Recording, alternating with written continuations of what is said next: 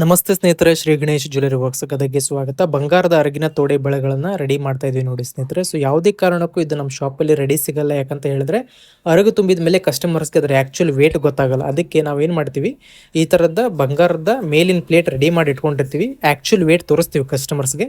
ಅದು ಓಕೆ ಅಂತ ಹೇಳುತ್ತಪ್ಪ ಅಂದರೆ ಆಮೇಲೆ ನಾವು ಅರಗು ತುಂಬಿ ರೆಡಿ ಮಾಡಿ ಕೊಡ್ತೀವಿ. ಇದು ನೋಡಿ ಪ್ಲೇಟ್ ಒಳಗಡೆ ಅರಗು ತುಂಬೋದಿರುತ್ತೆ. ಅರಗು ತುಂಬಿ ಬೆಳ್ಳಿ ಪಟ್ಟೆನ ಮೇಲೆ ಜೋಡಿಸ್ಬೇಕಾಗಿರುತ್ತೆ. ಸೊ ಇದು 15 ಗ್ರಾಮಿಂದು ಒಂದು ಸೆಟ್ ಸ್ನೇಹಿತರೆ. ಸೊ ಇದೆಲ್ಲ ಸೇರಿ ನಿಮಗೆ 15 ಗ್ರಾಮ್ ತೂಕ ತೋರಿಸ್ಬೇಕು. ನಾವು 15 ಗ್ರಾಮ್ಸ್ ಗೋಲ್ಡ್ ಇದೆ ಅಂತ ತೋರಿಸ್ಬೇಕು. ತುಂಬ ಜನಕ್ಕೆ ಡೌಟ್ಸ್ ಇದೆ, ಅರಗು ತುಂಬಿರ್ತೀವಿ ಗೋಲ್ಡ್ ಇರುತ್ತೋ ಇಲ್ವೋ ಅಂತ ತುಂಬ ಜನಕ್ಕೆ ಡೌಟ್ಸ್ ಇದೆ. ಸೊ ಈ ರೀತಿ ನಾವು ಎಲ್ಲ ರೆಡಿ ಮಾಡಿಬಿಟ್ಟು ಎರಡು ಪಿರ್ಕಿ ಬರುತ್ತೆ, 4 ಮೇಲಿನ ಪ್ಲೇಟ್ ಬರುತ್ತೆ.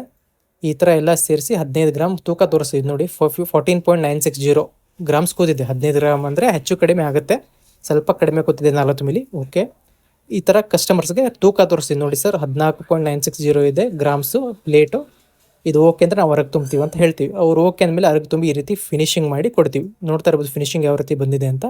ವಿತೌಟ್ ಸ್ಟೋನ್ ಪಿರಿಕೆ ಹೇಳಿದ್ರು ಅದೇ ರೀತಿ ಮಾಡಿಕೊಡ್ತೀವಿ. ಹಿಂದೆ ಸಿಲ್ವರ್ ತಗಡು ಹಾಕಿ ಫಿನಿಶಿಂಗ್ ಮಾಡಿ ಕೊಡ್ತೀವಿ. ಧನ್ಯವಾದಗಳು.